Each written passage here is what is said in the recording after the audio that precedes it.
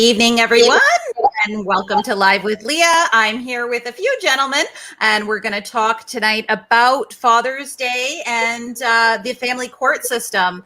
Welcome, everyone. As always, Bo is here. Don Lewis is here. Warren, of course, who's been my frequent co-host lately, and of course, Wayne. How is everyone today? Good, thank Great. you. Doing awesome. Good. Warren is usually here with me and has quite a lot of experience with parental alienation, with the family court system.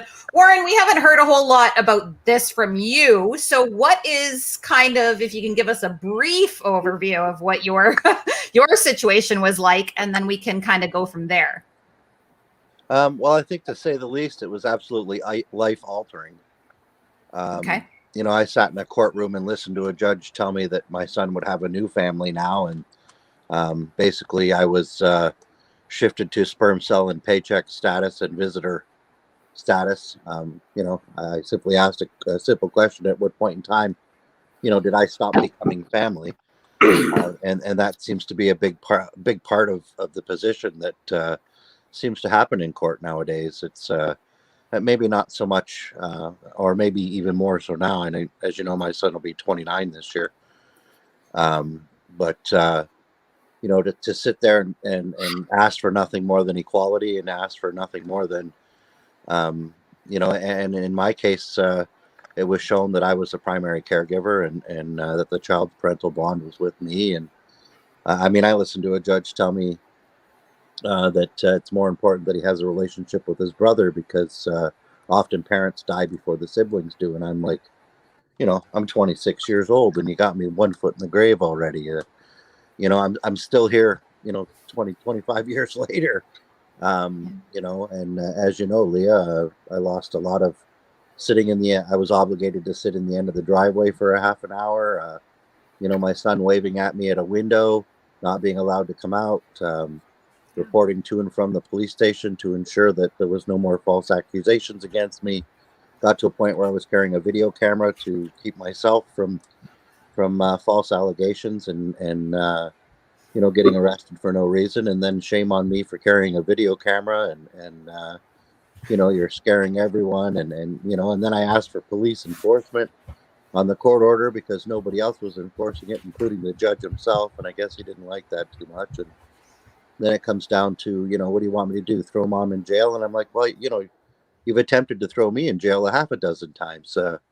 You know, I'm asking for nothing more than some visitation here, and some equality. And you know, like I said, and then they tell you, you know, well, he's got a new family now. And it's like, well, at what point in time did I stop being family? And that seems, you know, I hear that from a lot of guys. You know, it seems to be a pretty common thing. I stand outside with a picket sign saying "Lie your way to success," because that seemed to be the overall plan and of attack in the court system with respect to custody and seeing my kid. You know, Right. every time I turned around, it was one lie after another, and then it becomes more of a. It's not about whether I'm a good parent. It's about, you know, I've got to start defending my innocence, and it just totally gets away from the entire purpose of why we're there in the first place. Absolutely. All the other gentlemen, when why Warren was telling his story, I saw a lot of interesting reactions. Wayne, one of them seemed to really resonate with you. So you're having something going on. What do you think of what Warren said? It's a similar story. Same thing. I don't pick my daughter up at the mother's house. I pick her up at the police station. The lawyer I had at the time recommended that because of false allegations, that it'd be safer there. They have video surveillance. I video recorded, audio recorded every time I went to make sure that no false allegations were made. Exactly the same thing Warren was saying.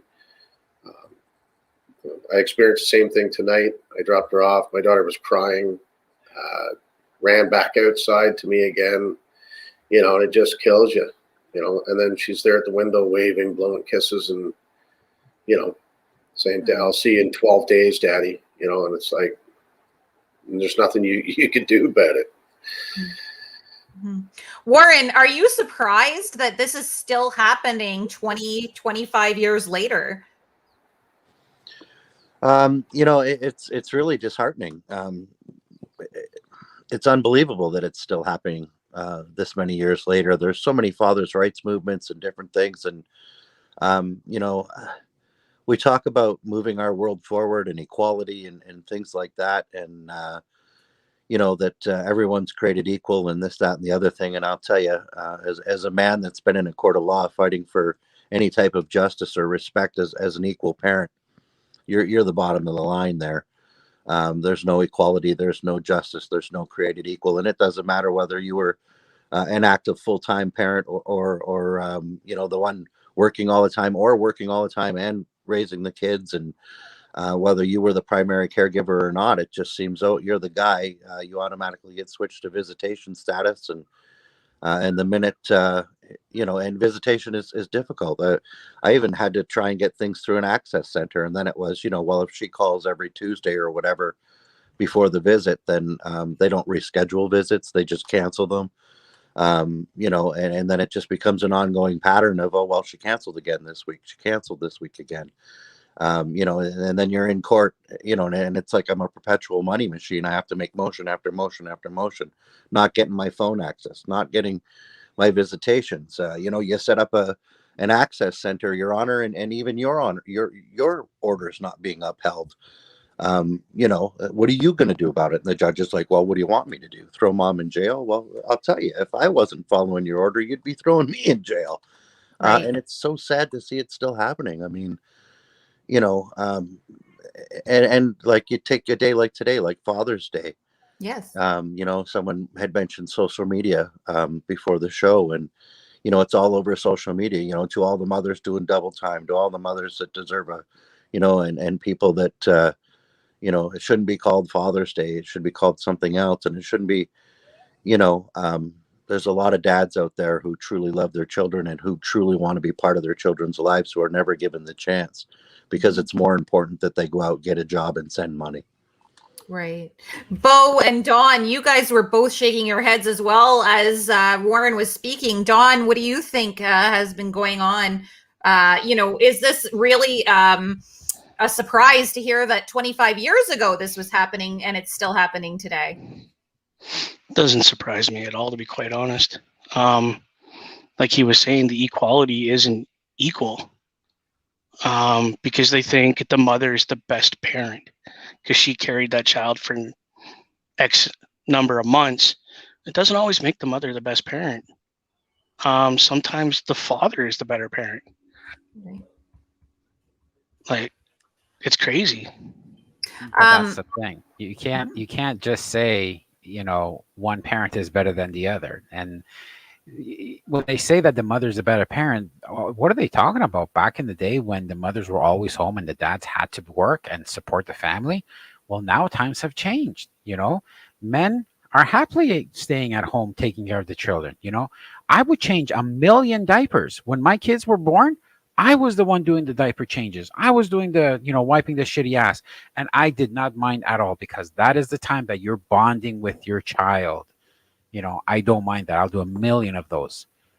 So we can't, this equality that's happening, equality for only one side. And that's more or less the woman's side. But we need to stop thinking the old ways. Times have changed. These laws need to change with the changing of time. Yeah. Wayne, what do you think? Back to what Warren was saying about how he's going to an access center and just canceling and whatnot. Believe it or not, as crazy as this sounds, I recommend that any father's going through anything like what we all are going through, that exchange at the police station, because they don't take cancellations. They're only there to facilitate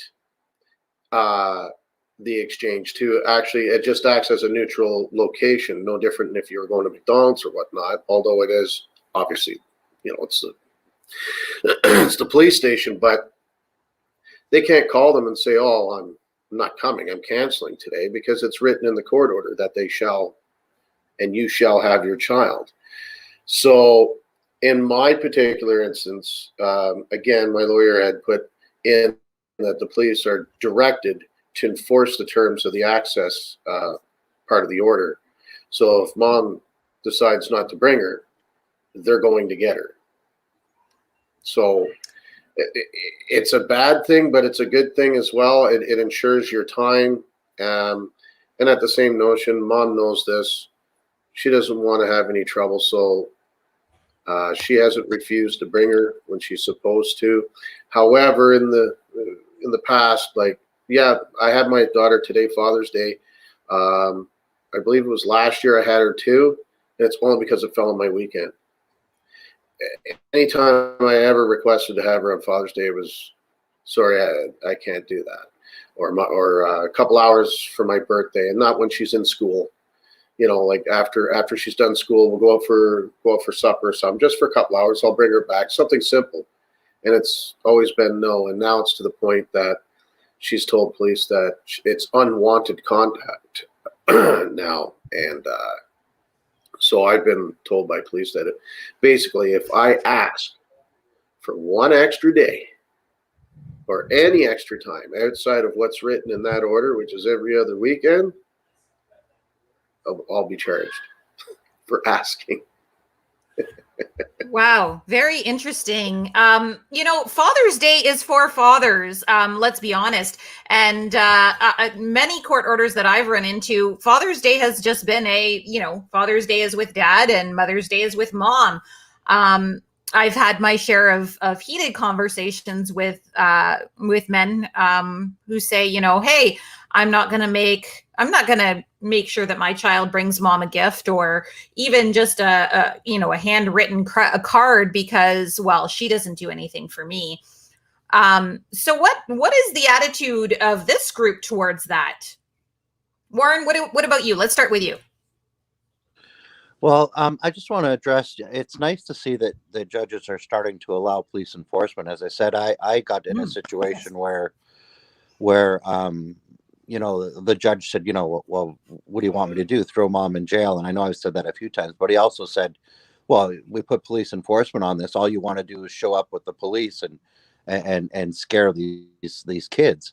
And I looked right at the judge and I'm like, well, if she would simply facilitate access and follow your order, there would be no need to even be here asking for enforcement today. Unfortunately, I mean, these are supposed to be our judges, and that just went, right past them. It's and you're right. It seems to be more like dog eat dog. It's more like my child was a commodity than a human being or a shared part of both of our lives. I never asked for anything more than shared. And share, a lot about my story, Leah. You've spent a lot of time even coming with me. Yeah. And, there was, these, I never spoke poorly about my ex, and then 16 years later, my kid's 16 and he's like knocking at my door. Hey, Dad, I missed you, man. Mom said this or that, and that. And I can tell you guys, I had an entire big Rubbermaid bin of every single court paper. And when he started asking questions and he was old enough, I just set that bin down in front of him and I said, it was all in chronological order. I said, what would you like to know?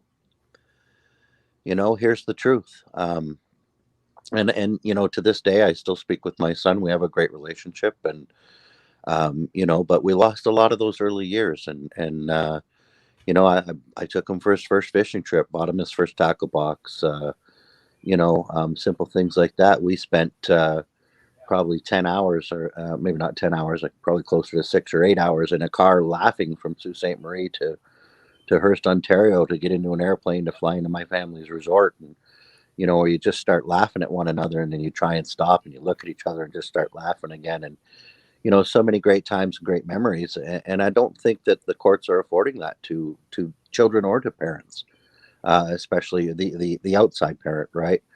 Mm-hmm. And it's so important, there was a long period of time where it just got to a point where she wasn't facilitating access. I couldn't get police enforcement. The access center was just, not even doing their job, and they wouldn't reschedule anything. And then it was, well, we're not going to do this because it's not working. Go reapply in court, reapply in court, reapply in court. You know, I think it was nearly 6 or 7 years of application after application. And, you know, at what point, you know, you finally have to throw your hands up and say, you know, I'm praying for 16 now, right? And so I'm happy to hear that you guys are getting some opportunity with some police enforcement, because, you know, without it, you know, we're pretty much dead in the water. And I even got ostracized for bringing a video camera, literally. You know, oh, what are you doing with these videotapes? He's posting them on the internet, and he's a very smart computer person, and he's putting these internet files of our children up on the internet. And this, I mean, it was just allegation after allegation after allegation. And the whole purpose to the video camera was to keep myself safe. You know, there were many times where I was at the police station standing there, and the phone would ring, and you know, it was, you know, always he's beating up my husband, and the officer's like, you know, he was standing right here. You know, I'm like, I have a videotape, man. Like, you know, so it saved me probably some criminal charges and a lot of extra time in court above everything else. But it's good to know that you're getting some police enforcement and some opportunity for someone that's going to stand up. And it's so important. Just, you know, that's the other side of the fence too, right? There's a dad and there's a mom, and you know, it's important that we support the child's endeavor with the other parent as well as our own. You know, you should always be, you know, hey, it's your mom's birthday. You know, did you get her anything? You know, I don't know if there's a stepdad present that helps them or anything, you know, but I would always give my kid, you know, let's go get your mom something. Let's, you know, you want to make a card? Do you want to, you know, it's so important that, you know, because we got to remember these kids become adults. And when they become adults, they have memories too. And they have, you know, the ability to think and look at things as they were, and they'll know in the end who was and who wasn't.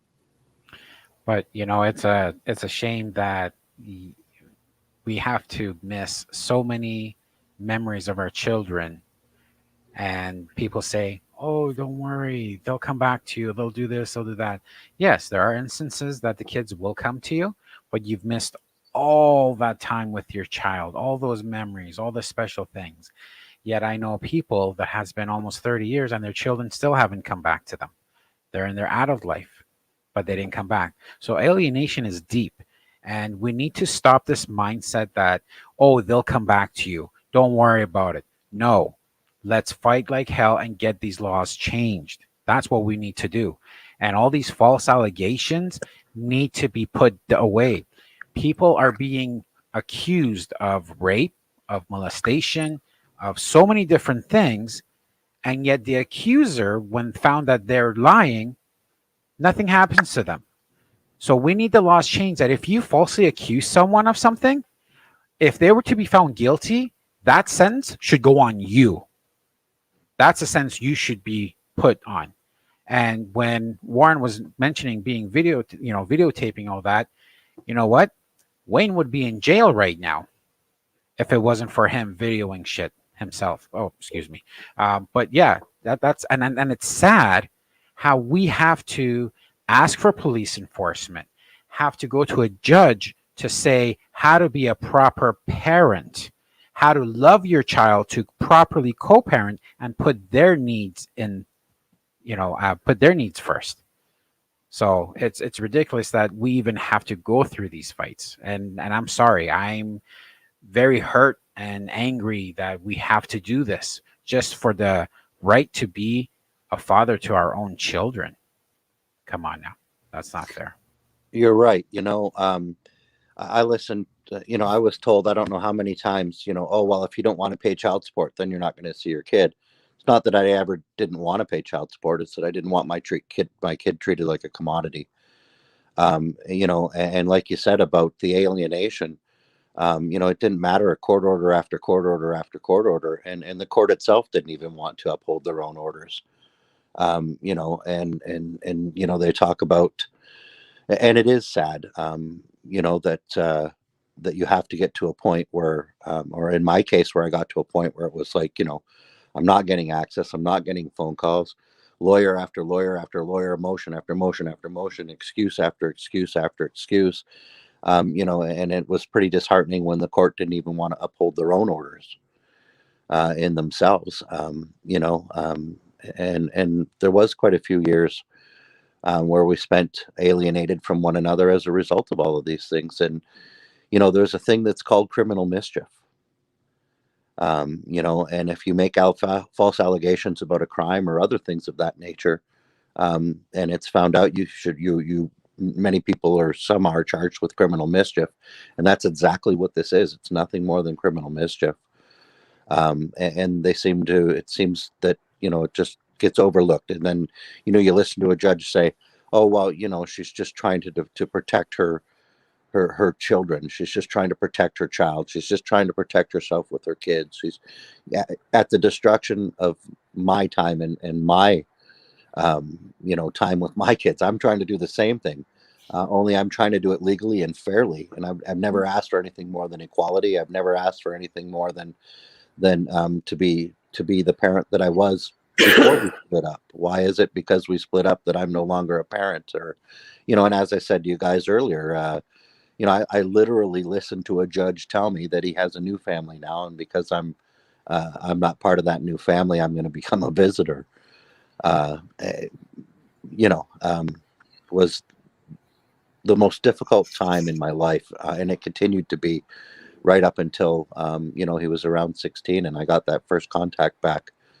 Man, my heart goes out to you guys. I certainly understand what you're going through. Just because we're dads doesn't mean we don't love our kids and we don't want to spend time with them. And it's amazing. Just it amazes me the excuses that are made to keep us alienated, as you said. Yeah, under the criminal code, I'm reading it now. It's section 140. It's public mischief, and basically it's when you give misleading statements or actions that causes a police officer to enter into or continue an investigation where no crime has been committed. It's knowing that no crime has been committed.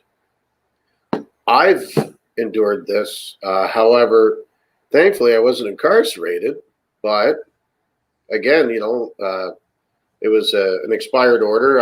I've put multiple videos of evidence out in the beginning. I believe it was last year, where she gave an officer a expired order, and how she actually obtained it was through, they call it in Ontario here, a motion without notice. So you're not invited to the hearing. You don't even know what's going on. She made allegations, not of physical abuse or anything like that, but alleged that I had destroyed her home and the interior of it, claiming holes in the walls and doors and stuff like that, and gave photographs to the courts. Obtained a temporary restraining order. I had no idea any of this was going on. I'm at home on the phone with a friend. Police walk up the driveway, and somebody hands me paper, says, "You're served." I'm like, "What is this?" I said, "It's family court order. You're restraining order. You got to leave." I'm like, "It's my house." So I looked at what the allegations were. So I said to the police, I said, "Come in, have a look around." I said, "Does this house look like all the furniture and the house is destroyed?" And they were like, "No." And I said I wanted it documented. So they went outside, gave me a fair amount of time. I was able to pack up quite a bit of stuff, and I took a video with my phone of the interior of my home. I posted it on my Facebook wall, and there's no damage, but she was able to do that. And it wasn't until 5 or 7 days later that I was able to now speak about it. The damage is already done. You're kicked out of your house. They know you aren't getting along. They're not going to allow you to go back to your house. So you're made instantly homeless. There's a secret hearing where you're not invited to it. It's completely unconstitutional. If somebody fears for their safety, what does a normal person do? Call police. Help! My spouse has lost their mind. They're destroying the furniture and the whole house. They're out of their mind. The children are scared to death. Could you send some police over here? That's what a person does when they are legitimately scared for their safety. They don't, wow, I better pick up the phone and find a good attorney. Now I'm going to pay him $5,000 retainer fee. We're going to get a court date. We're going to get a piece of paper delivered to get him out. That's bullshit. I'm sorry. Okay. So, but at the end of the day, that's what happened to me. We ended up back in court.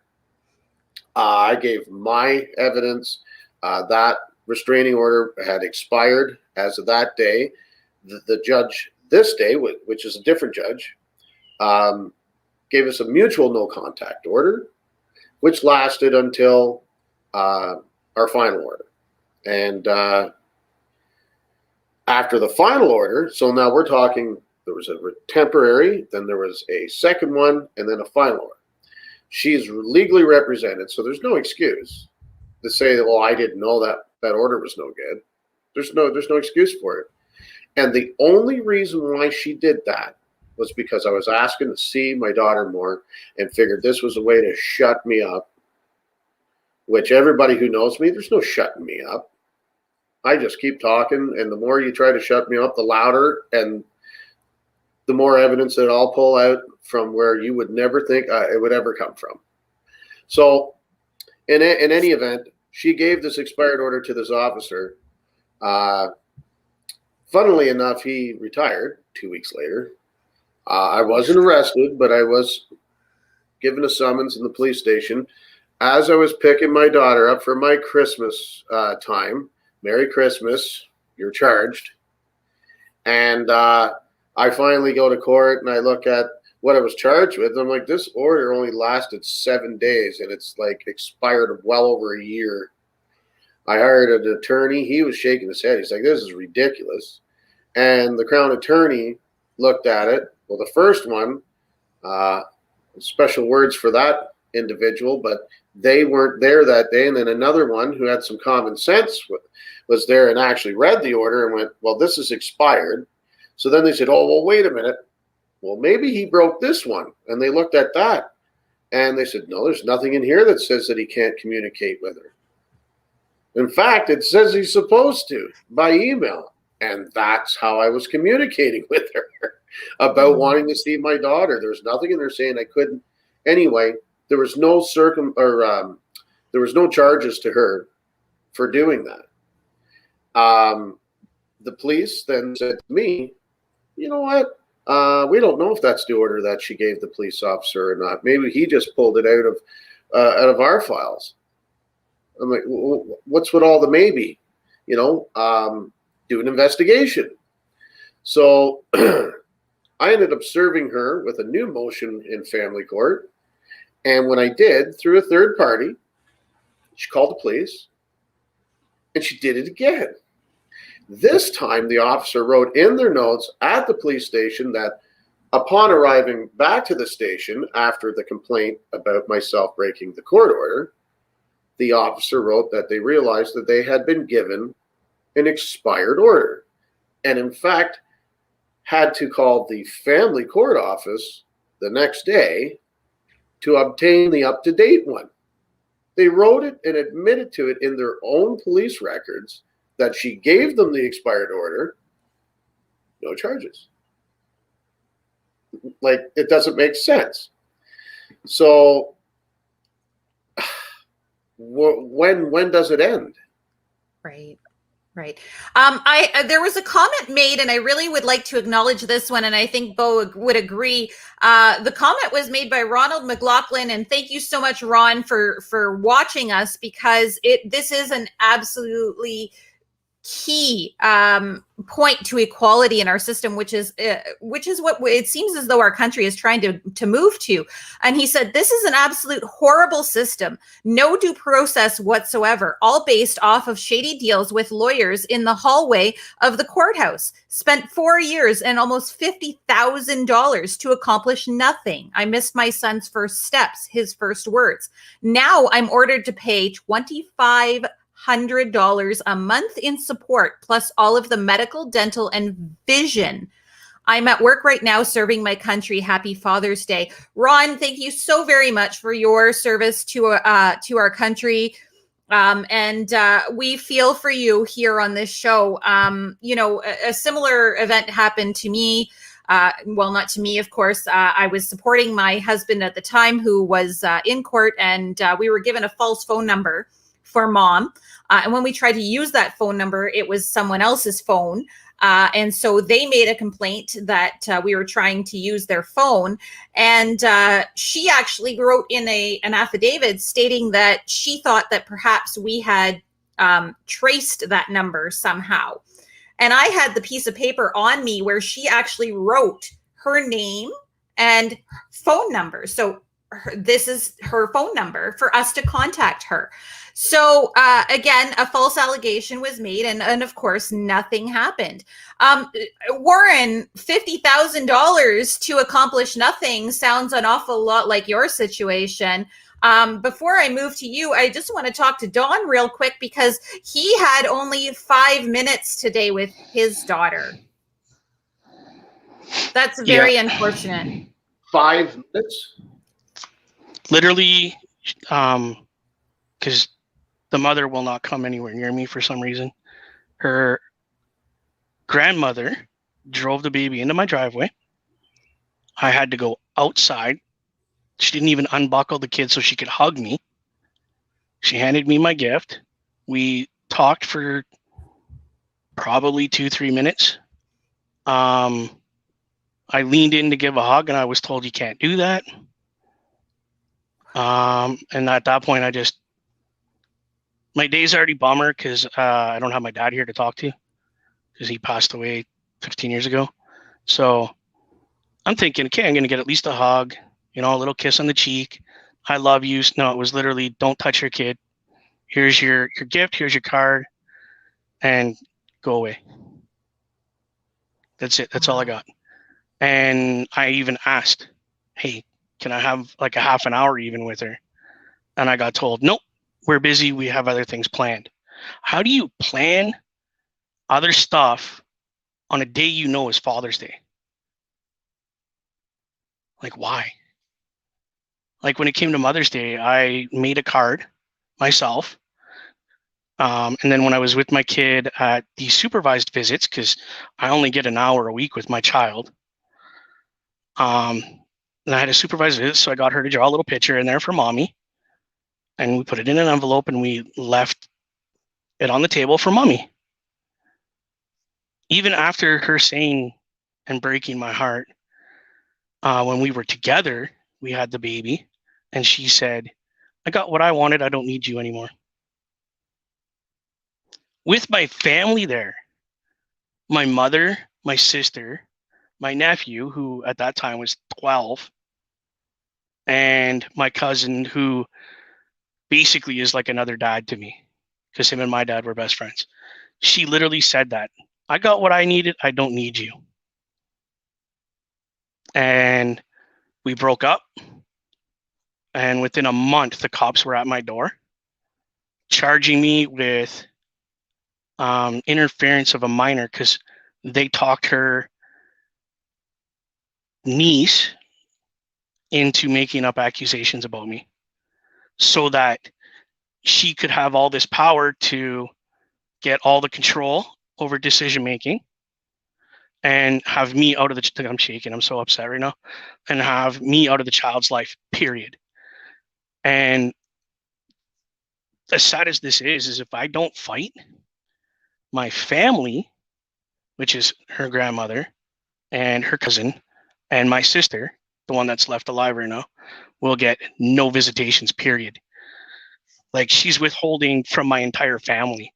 saying that they don't understand the magnitude of these charges that I have. Like, I'm facing jail time if I can't find a lawyer right now to undo what my lawyer just did, because he doesn't care.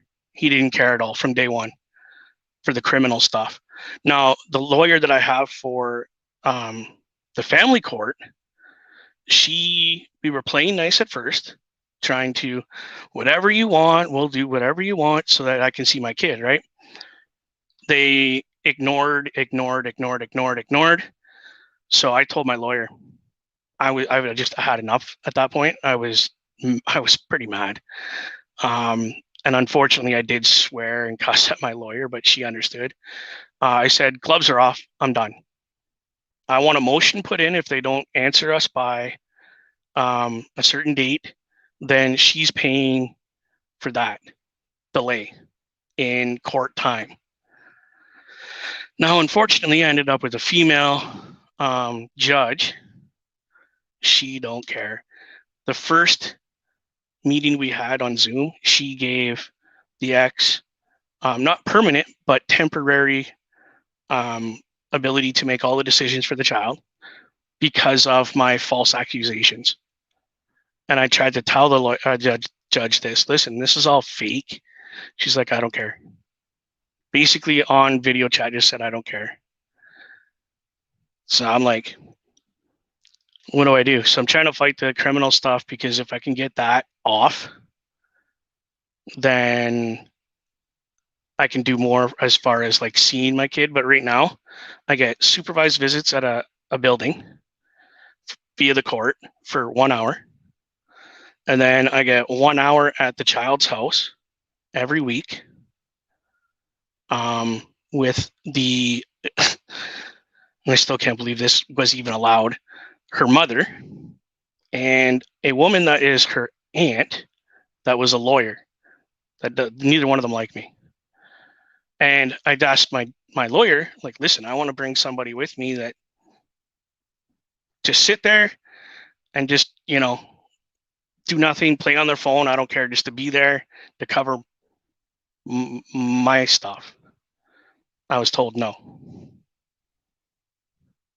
So my phone that you're seeing on camera right now gets placed in my hat on voice record.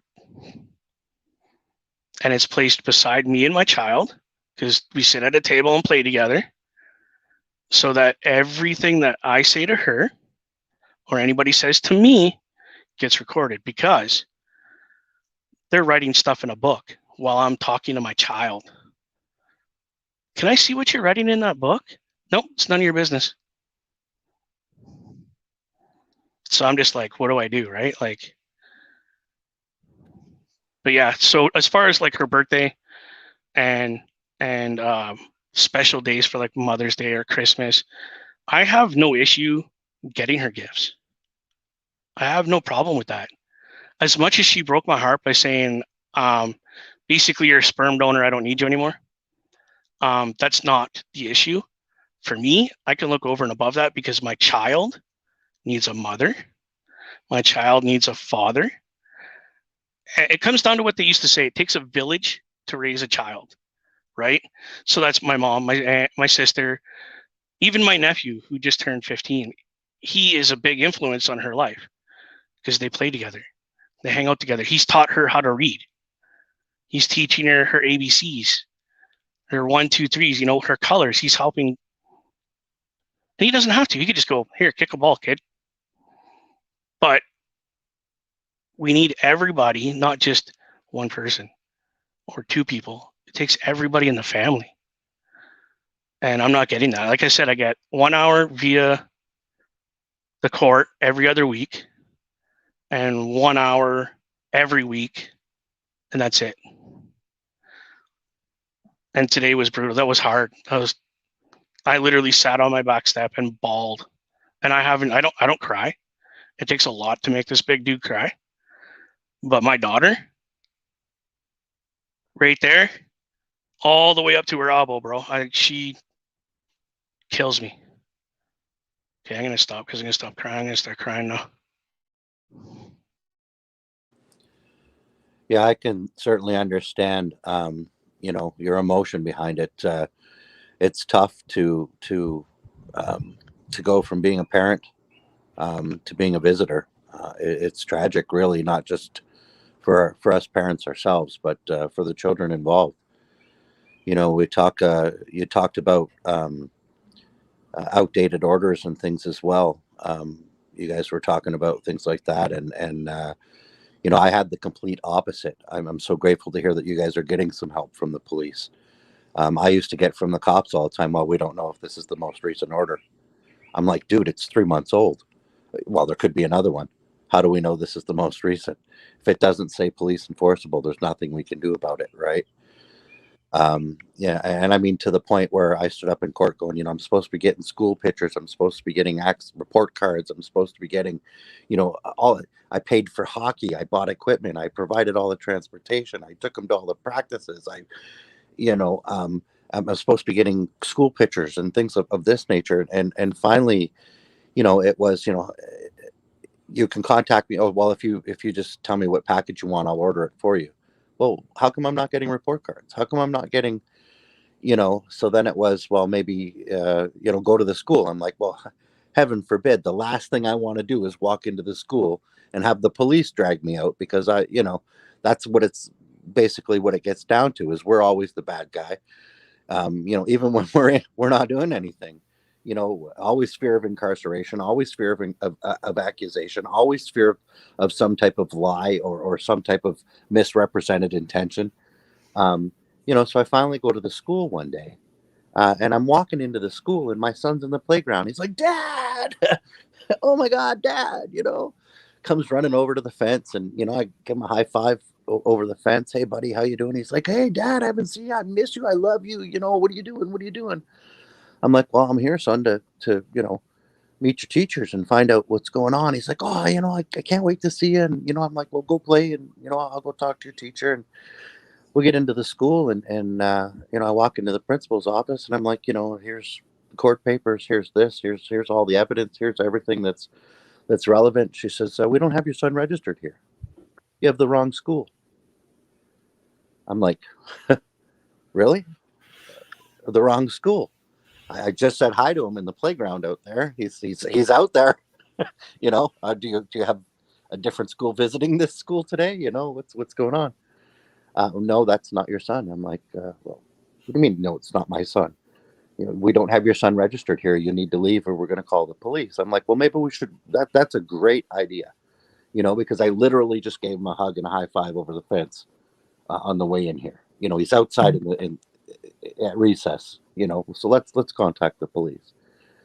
And so the long story short, and this is how they managed to change my son's name. The long story short, finally find out that my son comes, and this is my dad. This is and that now the school is like, whoa.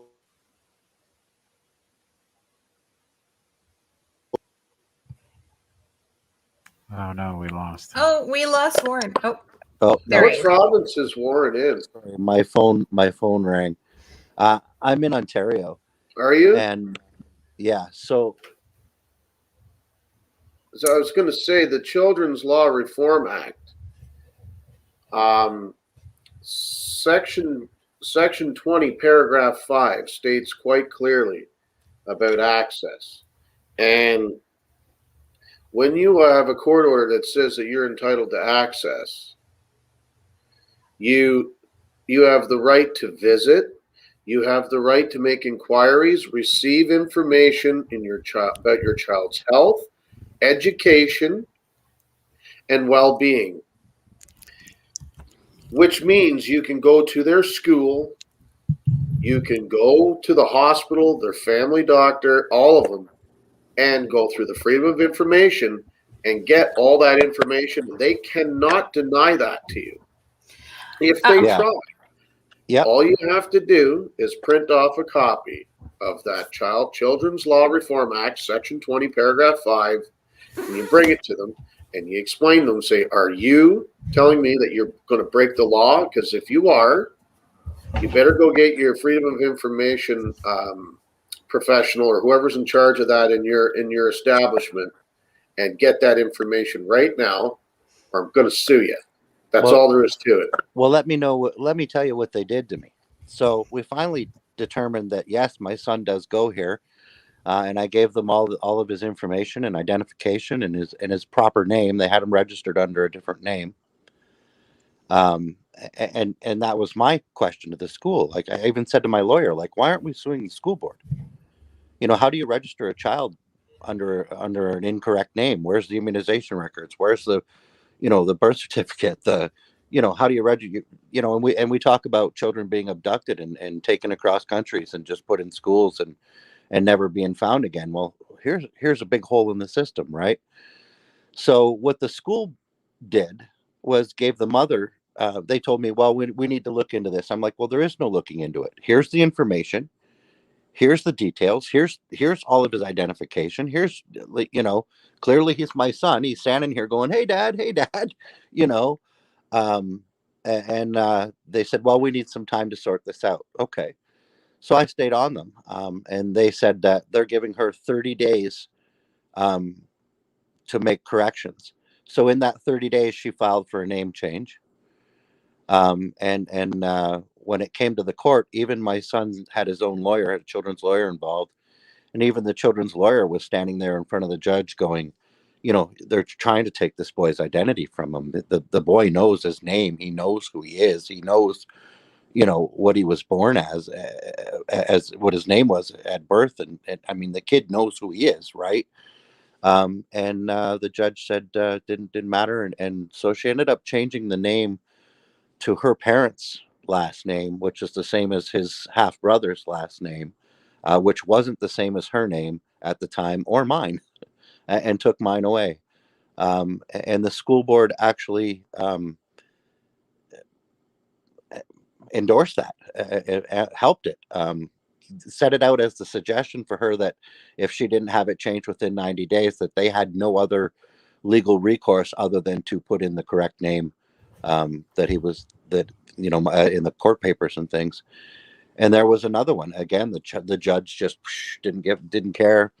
You know, they allowed the name change. Even the children's lawyer was sitting there going, "Why are you doing this to the kid? You're stealing the kid's identity." And you know, yeah, unbelievable. To this day, I feel that the school board should have been held accountable, and nobody was. The judge just, you know, again, oh, that's just mom trying to protect things, swept it under the rug. You know, and there's dad going, you know, how come I'm not getting pictures, report cards? How come I'm not getting any, you know, parent teacher interviews? How come I'm not, you know, and then turn around and tell me, you know, well, you're not an active parent. You're not doing any of these things. Well, you tell me he's registered at the school, and every inquiry I've made at the school, they've told me to beat it. He's not registered there.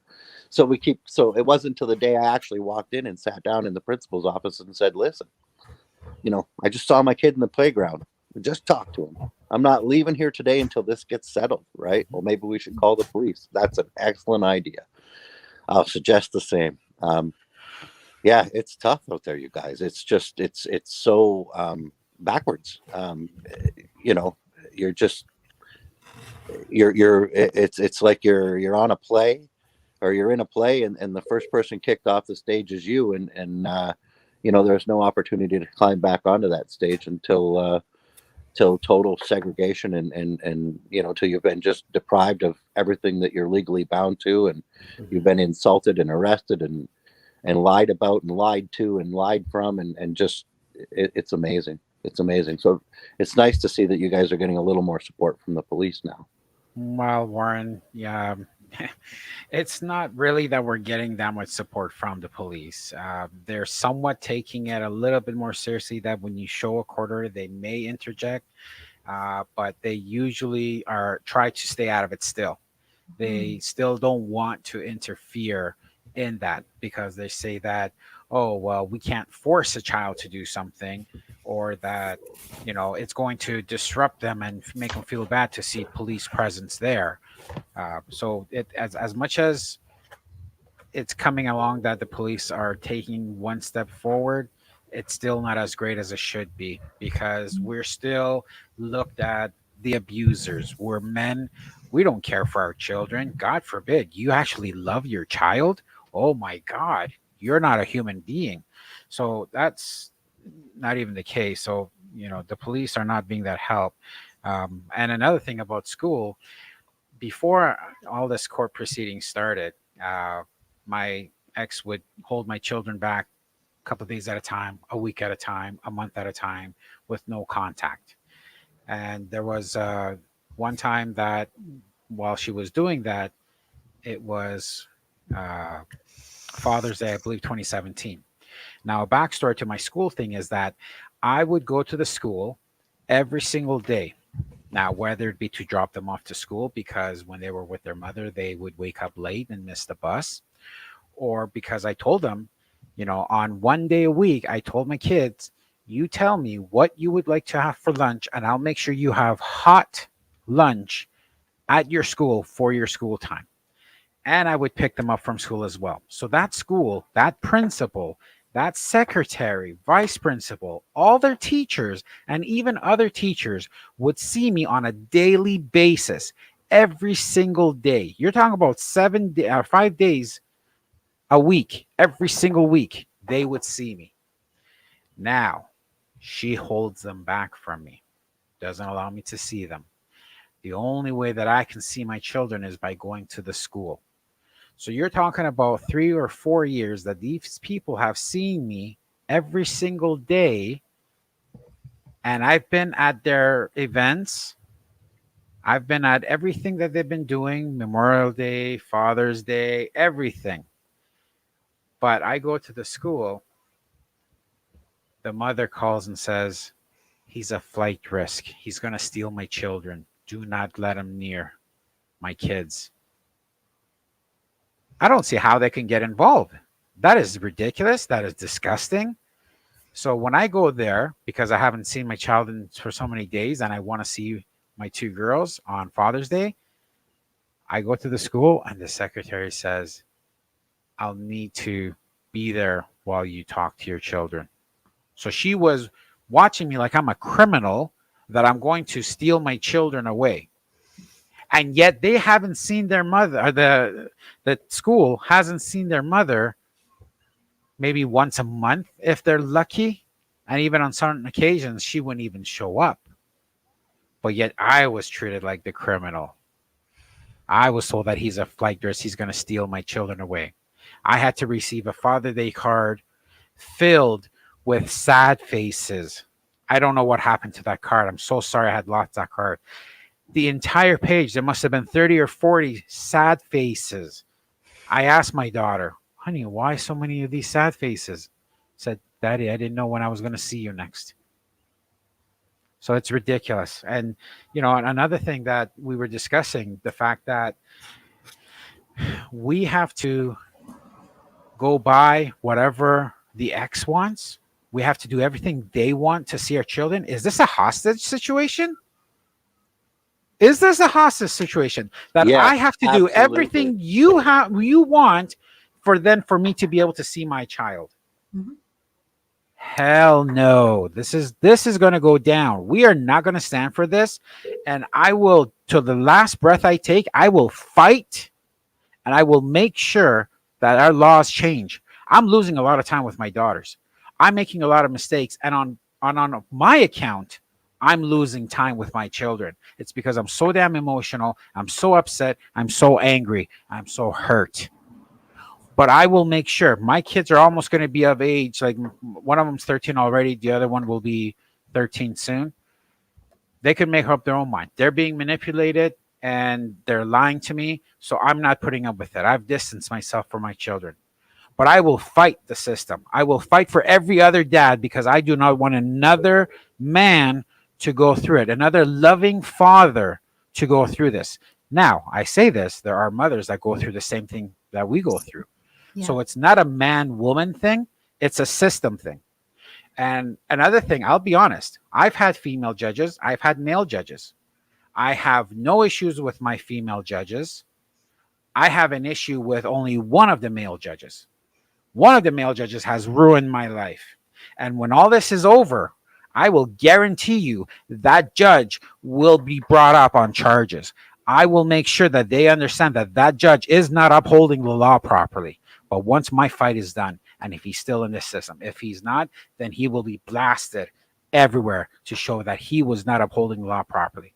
I've had a female judge. She was bang on. She was awesome. She didn't take shit from anybody. She actually upheld the law properly and made sure that the children's best interests were at heart. Absolutely. You know, it's unfortunate the things that people get away with in the name of safety these days, isn't it? You know, with what's going on with the world right now, I'm very afraid for fathers, especially loving fathers who actually want to have their children around. You know, they're using the state of the world right now as an excuse. You shouldn't be around our child because of the state of the world right now. Anybody experience that?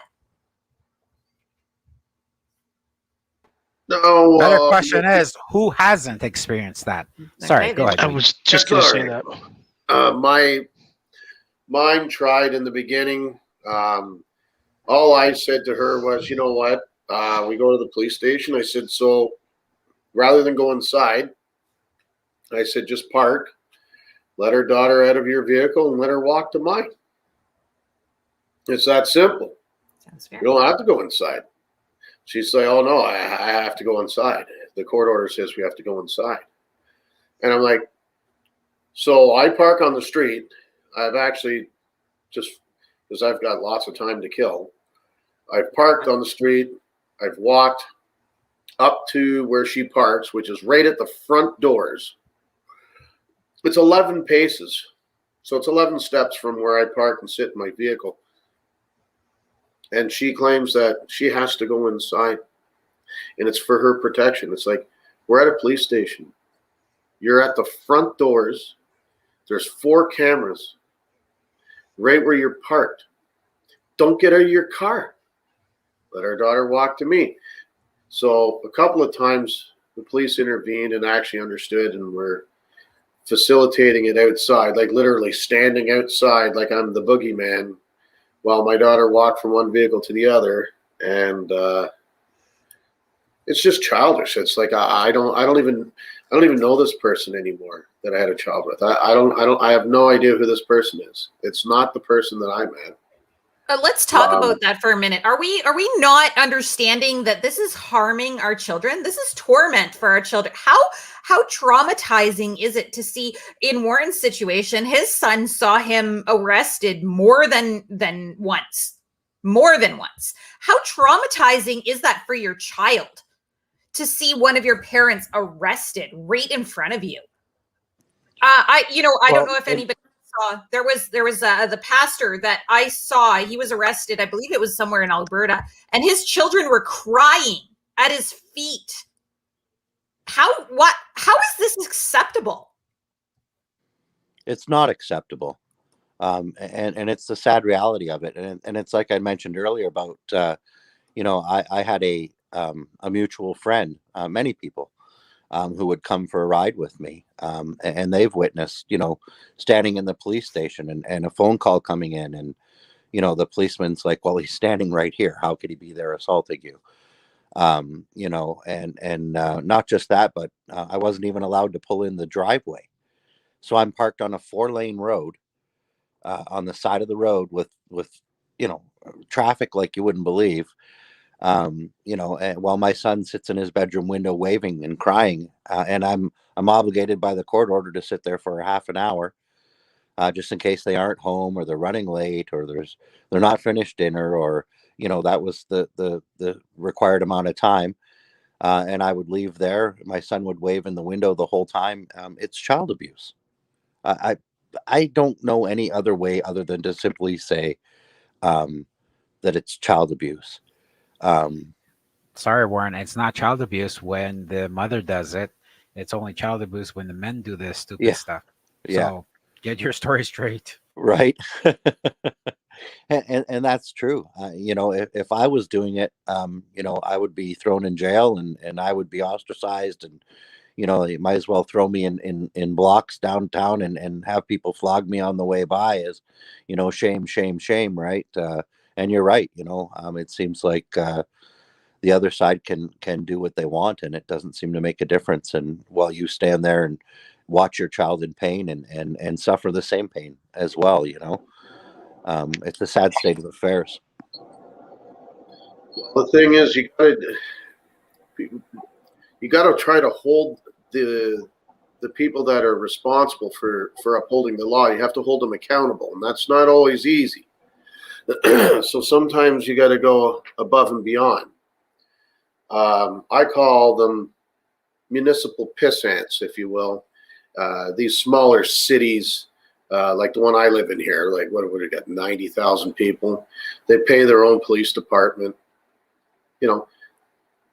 They're municipal piss ants. The judges that they got hired here, they don't have the lawyers and that. They're all hanging out and everything else. So they play this game. But at the end of the day, there is a criminal code that is written and it shall be upheld.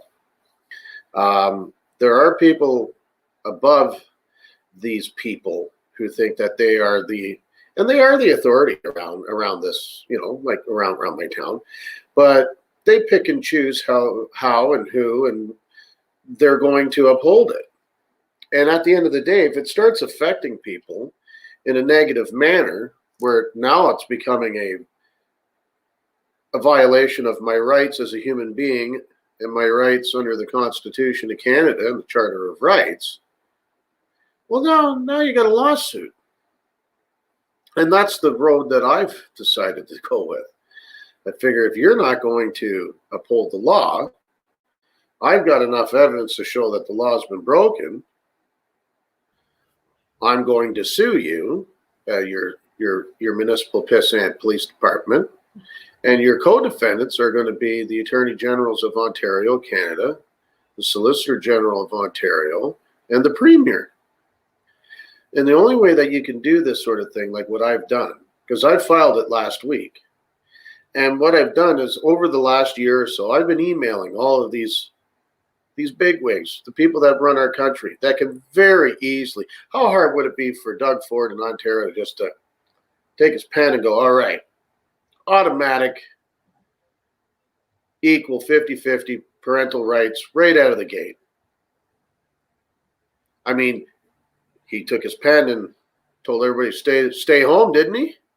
You really want an answer to that question right now there, Wayne? Because that's going to open up a whole new can of worms on this show, especially.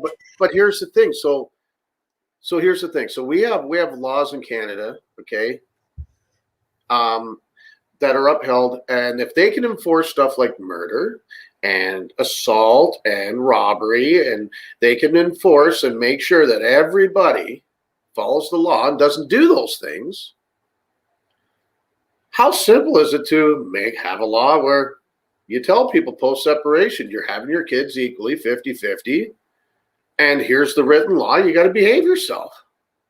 If you can make everybody else behave themselves and not rob banks, how hard is it to tell somebody to just behave yourself for the sake of your kid? There's no money in that. There's no money in that. There would be no. I don't either. But there would be no money in it. You would. What would you need a lawyer for? What would you need a judge for? Okay. What would you need? And that's the sad reality. Is that's the type of systemic system that we've So produced. here's the trick. So now they care about is money, right? So I've been emailing them for a long time, explaining to them how they're causing harm to my security of a person, which is my constitutional right. It is cruel and unusual punishment, and that to restrict any parent or deny any parent rights to their children. It's against my human rights. So in any event, it's cruel and unusual punishment, and from that, it's creating problems with my health, vision issues, sleeping, which is attributed to it. I have a condition called central serous retroapathy. High levels of stress are causing permanent damage to my vision. So, and I've made them all aware of this. So I have a paper trail. So I have my emails as evidence that I've made them aware that your legislation and law is causing harm to my person, which is violating my Charter of Rights under the Constitution of Canada. So I've made them aware of this. Okay. And it's not me saying it. I have my medication history to prove it. I have a letter from my eye specialist stating that permanent vision damage will occur if this continues. I gave this to the courts in 2017. Nobody cares. So with that, they've been given notice about this. I have proof that this is causing harm to me. I have no criminal record. Children's Aid does not have any child protection concerns against me, or I wouldn't have my child in my own home. Why am I being denied equal rights to my child? Why am I being denied my right to trial? Because I'm being blocked procedurally because I don't have money. Because they want me to pay court costs to my ex because I've been representing myself and making mistakes. So now, because I can't afford a lawyer, the legal aid system will not help me. So I'm being forced to represent myself and being penalized because I don't have a law degree. Mm-hmm. And in doing so, you're impeding on my right to resolution. It's full-on court abuse, is what it is. So back to my lawsuit, I can prove that there's been harm caused to me. I can prove that I've been notifying all of them. And I can prove that my ex has broken laws, despite these people here in my town that refuse to uphold the law, because she's an employee of the city as well.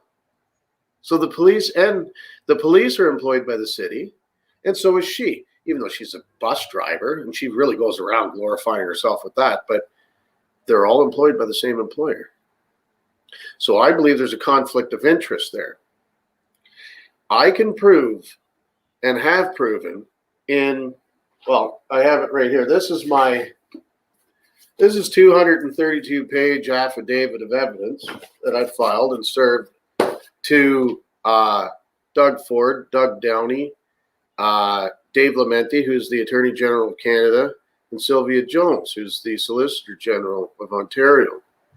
And I'm going to be serving the police here too, because they're all co-defendants in all this together. You're not upholding the Criminal Code of Canada. You're violating my rights, and you're causing personal harm to my person, and it's child abuse. Look what's happening to my kid. So at the end of the day, these people here have no idea who they're dealing with, because I'm the win or lose, I'm coming in. I don't care. It costs $102 to file a lawsuit in small claims court. And a lot of people go, ooh, what? Small claims court is still the Superior Court of Justice. It goes on public record. Yes. They're getting their name drawn through the mud now, okay? So the only difference between civil suit and small claims is the amount of money that you're suing for. They're both in the same courthouse, the Superior Court of Justice. So now what's going to happen is, as soon as the police here is served, they're going to be reading all my evidence, and they're going to go, wow, this ass just told on us. And look at all the crap over the years that he's got.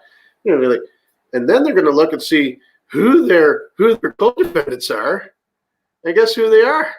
The ones who make the laws and are responsible for upholding them. You jackasses. So here I come. And guess what? It cost me $102 to file it. It's going to cost me another $360 for a trial. And guess what? How much is it going to cost all of them politicians to hire a lawyer to come and fight me? And you know how much I sued them for? $2,000 each. That's it. And if I lose, all the judge can award them, because the law states 15% of what you tried to sue them, which is $150 on the $1,000, so they each get $300 from me. Let's all go play ball. Let's all go have some fun, shall we? 'Cause I'm all game. Let's do it. You know what I mean? You know, Wayne, you're a good example of what actually should be happening right now. A lot of men, especially in the family court system, women too, that this is happening to, because we do have some comments from people that, you know, women, this does happen to women too. Primarily it happens to men though. And we all need to stand up and say, this is not right. This is not fair. And this has to stop. And unfortunately, that's how it has to be in any situation, anything that you're protesting about, anything that you want changed right now. If you accept it, if you have the laissez-faire attitude, it's just not going to change. No, absolutely. If you're going to just stand there and let people push you around, they're going to keep doing it. That's right. Yeah. I was bullied as a child in school. And then all of a sudden, between grade 8 and grade 9, I grew up at 5 inches taller and gained 50 pounds. And all of a sudden that stopped. Funny how that works, eh? Mm-hmm. So what ended up happening is I was never really one for paperwork. I never wanted to know anything about the law. And now I know more about it than I ever wanted to know. Yeah. But I've been forced into it. Mm-hmm. You know? And now I'm reading all, like, how all of these procedures happen, right? So again, with regular civil suit, like if I tried to sue them for hundreds of thousands of dollars or something crazy, it is such a complicated procedure where they can delay and delay for years. With small claims, they can't do that. You pay the $102 to file it. The next step, you get a court date. You go before a referee. It's not even a judge. They're like one step below a judge. And you sit there in front of them, and they've read all your evidence and your claims and everything else. And they give you what they think might happen. And then what happens after that? If there's no settlement, I walk right up to the clerk's office and I pay the $368. We go right to trial. There's no delaying. It's a 2-stage process. So now guess what happens? Now you have a trial. Now it all goes into not just public record. Now it's on transcript. So you're still at a provincial level. So let's say kangaroo court, I lose, which wouldn't surprise me. I don't care, because even if I lose, I win, because now I'm going to appeal it, and now it's going to go to the federal level, and it's going to go in front of a panel of judges.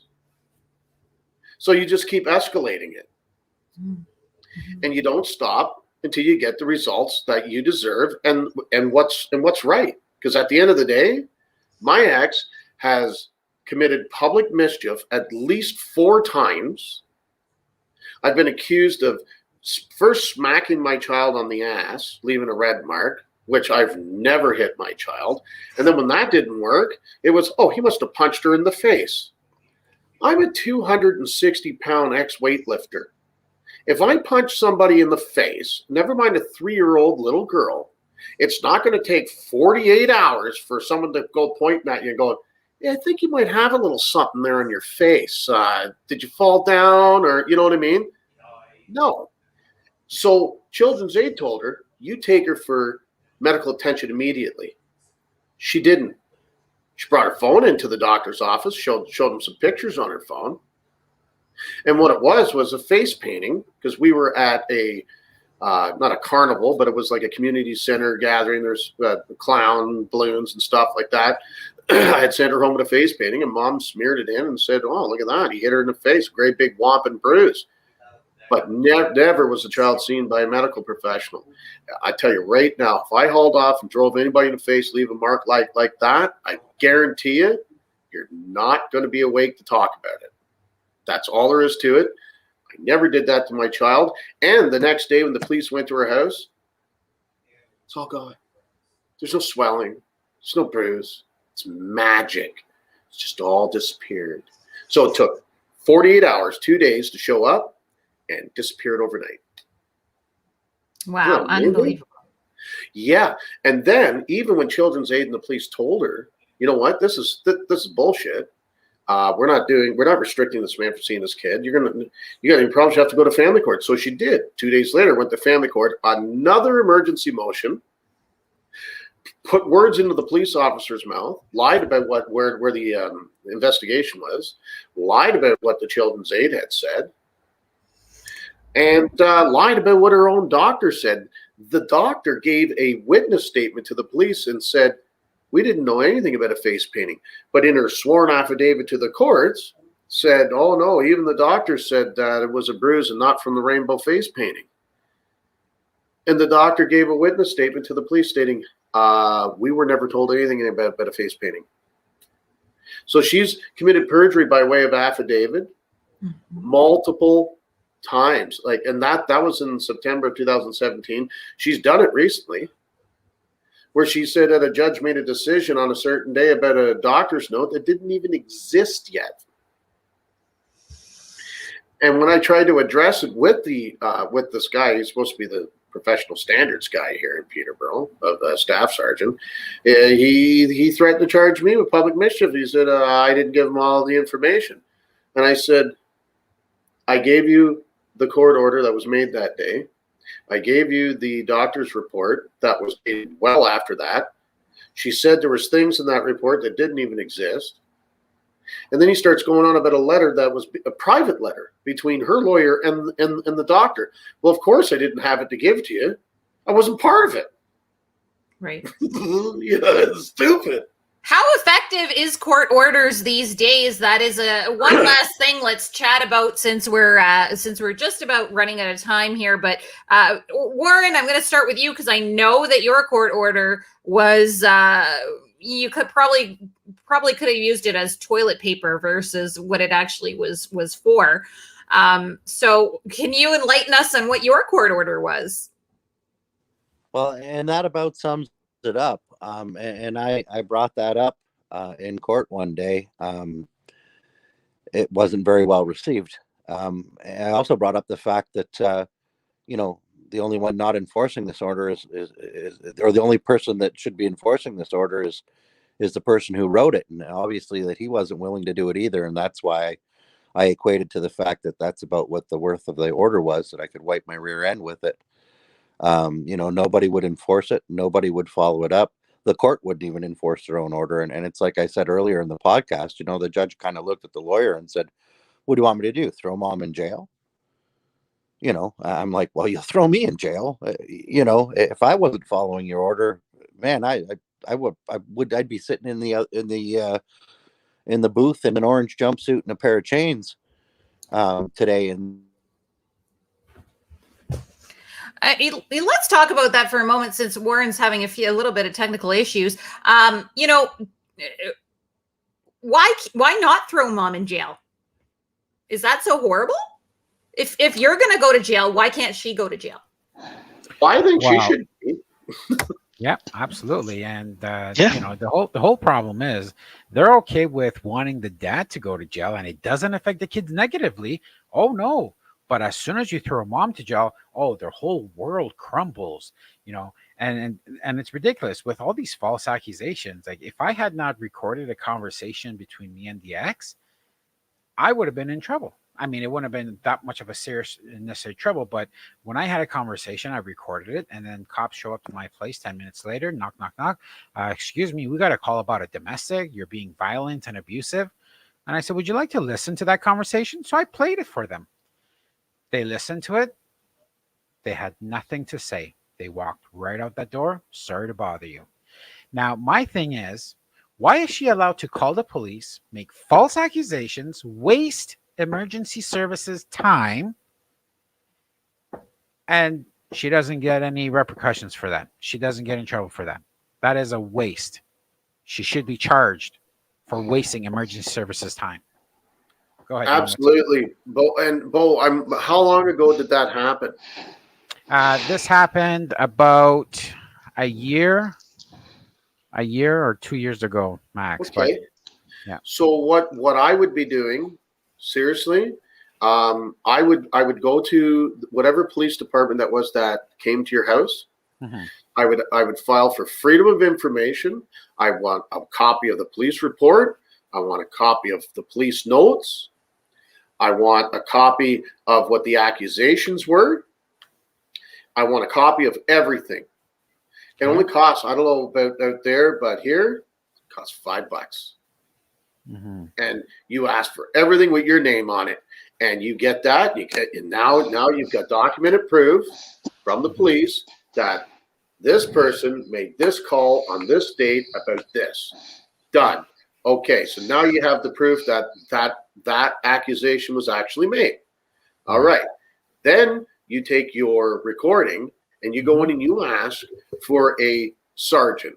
Never mind a cop. You ask for a sergeant and say, listen, here's this recording. Here's your own documentation and proof that I've already received from you. This person has committed public mischief. I want charges laid, or I'm going to go to the Attorney General and I'm going to sue you and them for not protecting me under the same rights as everybody else in Canada. And that's it. Okay. I could do that. And I will feel bad about it. Good to know. Good to know information. Don, you were trying to chime in there. Go ahead. Yeah, it's okay. He's got lots to say, and it's pretty important, so I don't cut the guy off. No, but it's true though. As soon as all it takes is a word from the woman, whoever it might be, and you're a criminal. No, see, when mine went down, with my accusations, I didn't get questioned. They obviously read me my Miranda rights, didn't put me in cuffs, didn't take me to the jail to process me, nothing, right? And I'm trying to bring this up with my lawyer. My lawyer's like, well, too bad. We got a new district attorney here. He's all gung-ho. He's throwing the book at you. Basically scared me into taking this plea deal that when I had to say that I was guilty in front of the judge for this plea deal, I almost threw up. Like, she was like, are you okay?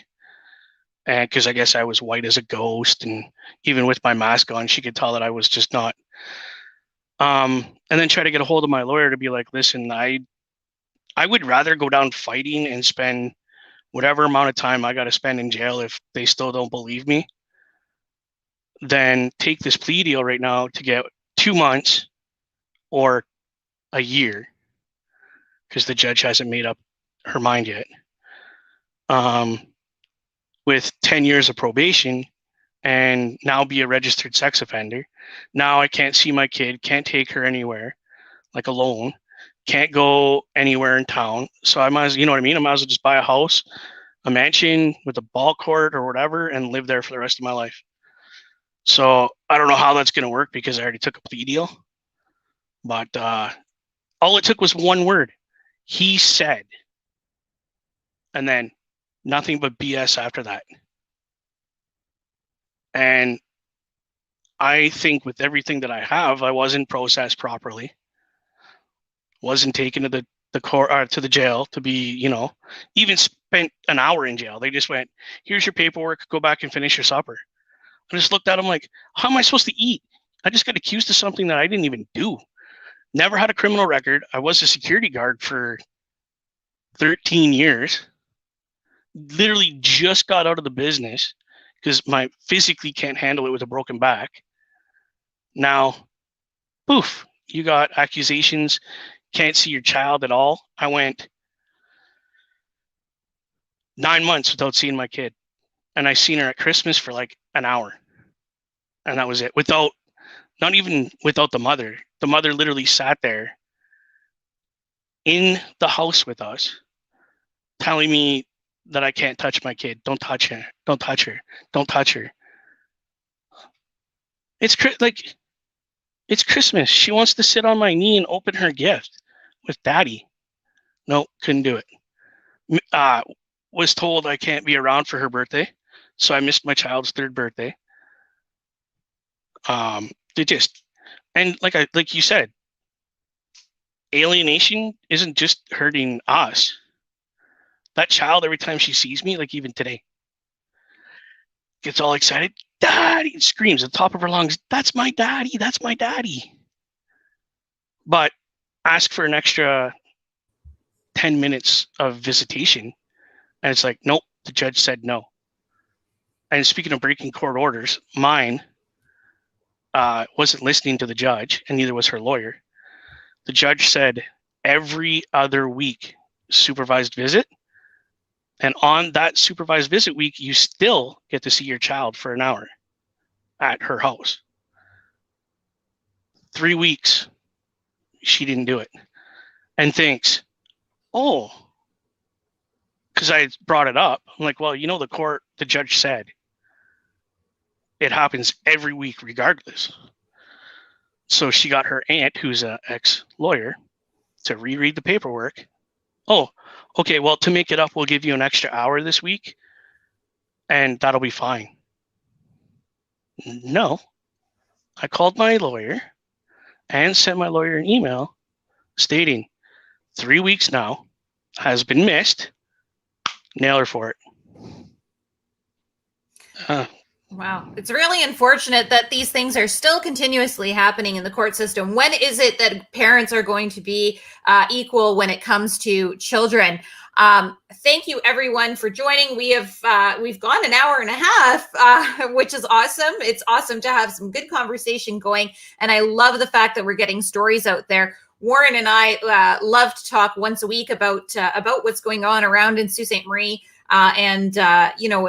Just these stories have to continue to come to light.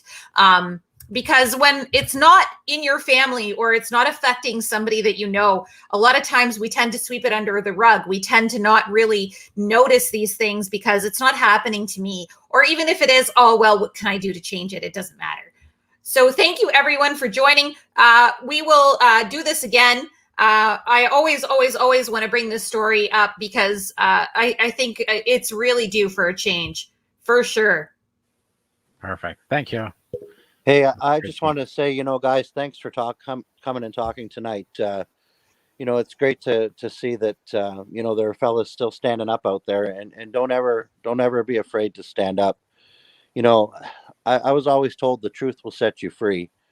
As much as you said, I lost a big chunk of time, about 6-7 years, before my son finally came back, and it was tragic to lose that time, but thankfully my time with him, the time that I spent with him, the time that we put in together, the fun that we had, the things that we did, the relationship that we shared, held true through that test of time, and it's important that you guys keep the faith and keep working towards that better relationship all the time. And as they get older, they do become young adults, and they do know, where the love came from, and where the time and the fun came from, and they'll be back. As much as it's hard to, I'm not saying don't let them go, because you never do. And I know I never did. Keep fighting the fight and keep working the work. And, but for me, after listening to judges not even uphold their own orders and just change things for whatever. And like you were saying about, this week it's always an accusation, and then a secret motion, and then a change, and you just can't. You get to a point where it's like, can all of this just stop? Settlement conference after settlement conference that people don't show up for, and it's like, I drove 300 miles to be here today, and you can't even show up because you had to work. I had to fly out of a bush resort, leave my job, drive from sunup to get here the day before, book 3 days off of work, and you can't show up, and you work 20 minutes away. So don't let these things discourage you, and stay the course. All right. Well, thank you, everyone. And we will definitely do this again. You are all invited back on this topic anytime. So Bo and I will get together, and we'll be chatting again soon. Okay. Have a good night, guys. Thank Later. you. And happy Father's Day to each and every one of you. Thank you. Thank you.